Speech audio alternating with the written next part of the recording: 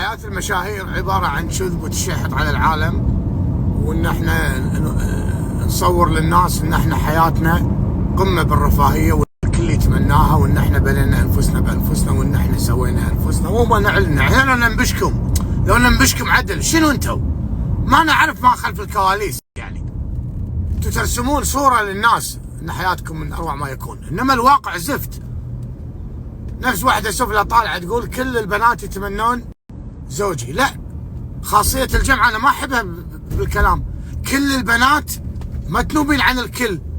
قولي كل طيحات الحظ اللي نفسي، الأرخاص اللي نفسي، الواطين اللي نفسي، الهكرة اللفو الحبربش يتمنون واحد نفس ريلج. صيدة أكيد واحد صيدة دفيع جاد مرته من واحد لواحد، من دفيع لدفيع تبوك ساعات شيوخ باش تسوي. أكيد يتمنون هالحمار المطي. لكن بنات الناس، بنات العوايل المحترمين، بنات العوايل، مو اللي تلزقون بالعوايل اللي مندسين علينا، لا، بنات العوايل المحترمين ما يتمنون يوم من الايام ان نسيبه اهلهم يكون حرامي.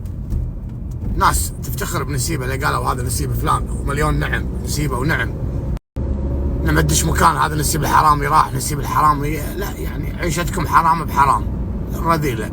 على شنو يتمنونها؟ ما يتمناها الا رخيص.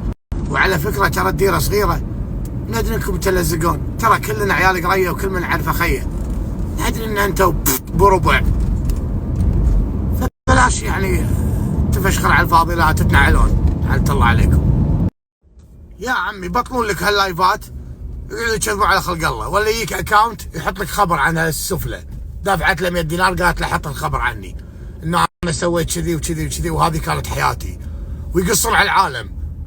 واحدة طالعة سفلى انا قدمت استقالتي من البنك ورحت فتحت لي مشروع وصار عندي 7 مشاريع وبزنسي الخاص. من اللي قدم استقالته من البنك؟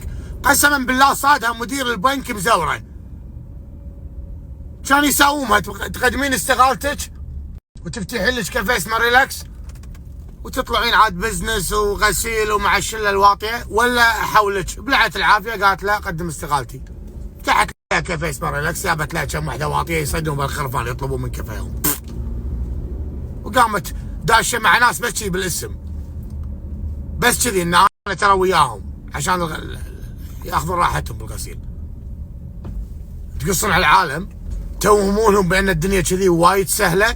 قدم استقالتك من وظيفتك وتفتح لك مشاريع ويصير عندك بدال المشروع 10 وتصير غني فجأة. ناس سنين تتعب بالتجارة انت وبيوم وليلة.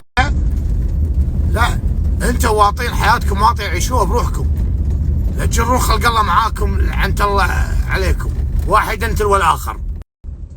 كذا الحياة. لو ذبحني